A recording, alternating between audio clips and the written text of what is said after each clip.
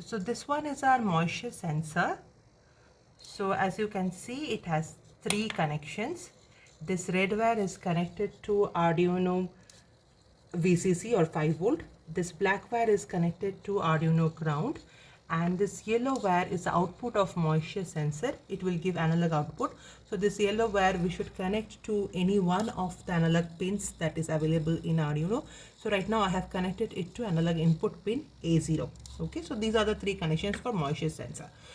So now if in the actuator portion I have servo motor, this one, and the servo motor has got 3 connections. Once again, this red wire is a plus 5 volt connection or positive connection, this black wire is a ground connection, and this yellow wire should be connected. This is the input for a servo motor.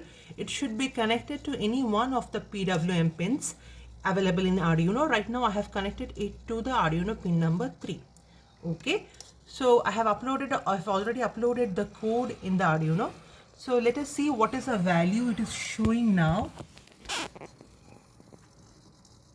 Let me select here as a board Arduino Uno, and as a port I have selected the recent port for Arduino Uno. Let me see the values in the serial monitor.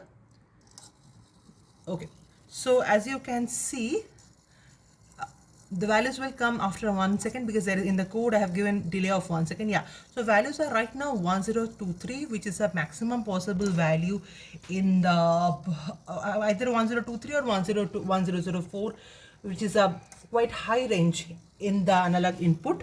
So right now you can see that this moisture sensor is out of water. So there is no water. I need to switch on the pump. So our pump is rotating, correct? So now what I am going to do, I am going to dip it in water, and we will see there is a drastic change in the values available. Okay, so right now I have dipped it in water. So can you see the values are reducing? Yeah, so right now it is in the 700 range. Yeah, right now it is in the 300. So values have dipped continuously. So right now what has happened, the moisture sensor is inside the water. The values have changed drastically, and can you see the condition of the motor? Motor has automatically stopped. There is sufficient water, so we do not need to switch on our pump at all.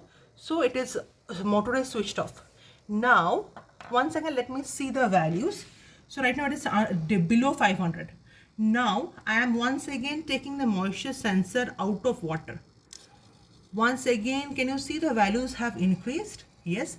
And what has happened? So values have increased. Now what has happened to the motor?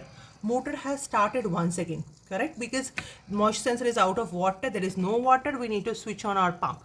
Okay, I hope it is understandable. So we have demonstrated the example of automatic irrigation control, where the pump or the motor is being switched on or off depending on the available water condition. Thank you.